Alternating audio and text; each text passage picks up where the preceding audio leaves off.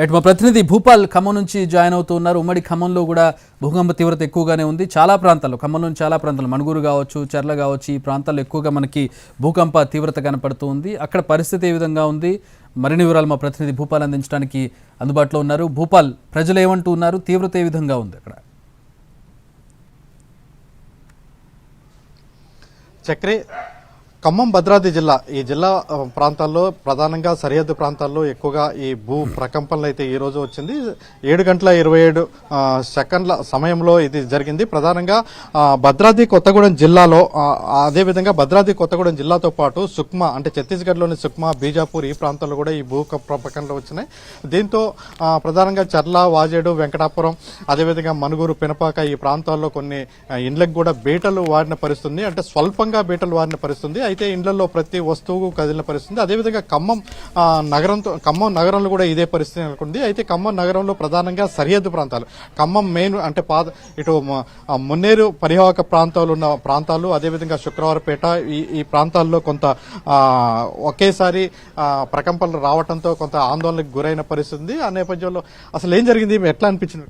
First 7:26 టైంలో కొంచెం కింద కూర్చుని ఉన్నాము. ఆ టైంలో భూమి కంపించినట్టుగా అనిపించింది, అంటే వైబ్రేషన్ లాగా అనిపించింది. ఏంటని గ్రహించేసరికి కొంచెం ఇంట్లో చూసేసరికి కిటికీలు, తలుపులు కూడా, ఒక సామాన్లు కూడా ఒక 2-3 సెకండ్ల పాటు ఊగినాయి. దాంతో కొంచెం భయాందోళన గురై బయటికి రావడం అయితే జరిగింది.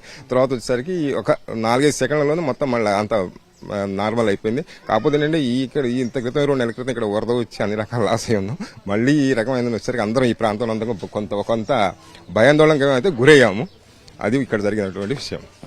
ఎట్లా అనిపించింది, మీరు చూసారా? నేను కుర్చీలో కూర్చుంటే దడ అంటుంది. నీ కుర్చీలో కూర్చున్న మనిషిని ఊగితే షెల్పులలో గిలాసులు, గిలాసులు దడ అంటున్నాయి. దడ అంటున్నాయి. ఏందని లేదు, చూసేసరికి ఏం లేదు. అయితే ఇక మళ్ళా వచ్చిన 2-3 నిమిషాలలో సద్దుమణిగింది. వైబ్రేషన్ టైప్ లో అట్లా వచ్చింది. ఇది రెండోసారి ఈ ఖమ్మంలో రావటం. ఇది రెండోసారి. ఇంత ముందు ఒకసారి వచ్చింది, ఇది రెండోసారి. ఇప్పుడు ఇది రెండోసారి రావటం.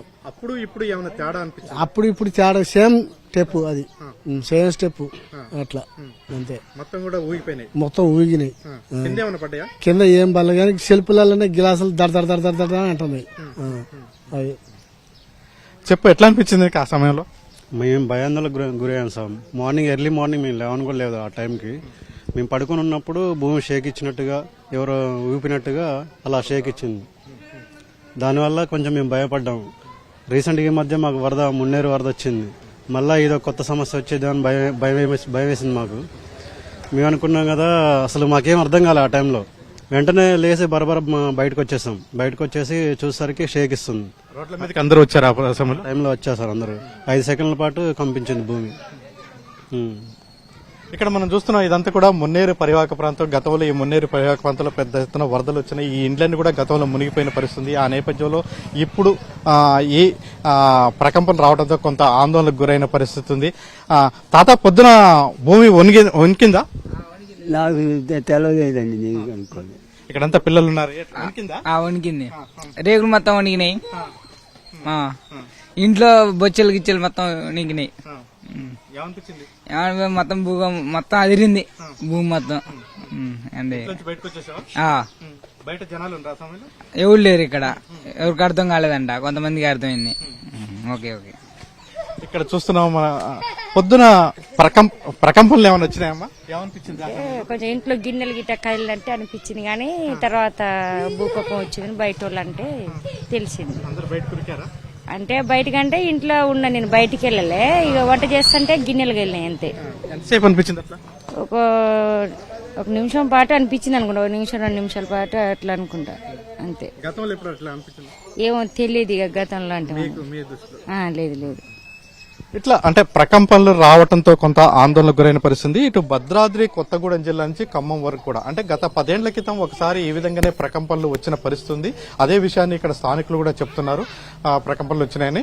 అయితే ఇప్పుడు వచ్చిన ప్రకంపనలు మాత్రం కొంత ఎక్కువగా ఉంది. అప్పుడు గుంటూరు, కృష్ణా సరిహద్దు ఆ పరివాహక ప్రాంతంలో ఎక్కువగా వచ్చిన పరిస్థితి ఉండేది. ఈసారి మాత్రం వరంగల్ సరిహద్దు ప్రాంతాలు, అంటే ఇటు ఖమ్మం నుంచి ఇల్లందు, అదేవిధంగా కొత్తగూడెం, పినపాక, భద్రాద్రి కొత్తగూడెం ఈ ప్రాంతాల్లో ఈ ప్రకంపనలు అయితే వచ్చిన పరిస్థితి ఉంది. అయితే మనకు తెలుసు, మన విజువల్స్ లో కూడా వచ్చు, చర్ల అదేవిధంగా కొత్తగూడెం ఈ ప్రాంతాల్లో కొన్ని విజువల్స్ కూడా మనకు కనపడుతున్నాయి.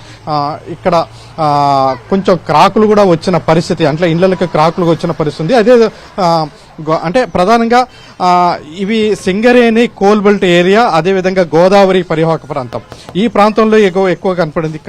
అదేవిధంగా అంటే గోదావరికి అవతల వైపున ఛత్తీస్గఢ్ రాష్ట్రం సుక్మా, అదేవిధంగా బీజాపూర్ ఈ 2 జిల్లాల్లో కూడా అదే ప్రకంపనలు వచ్చినాయి.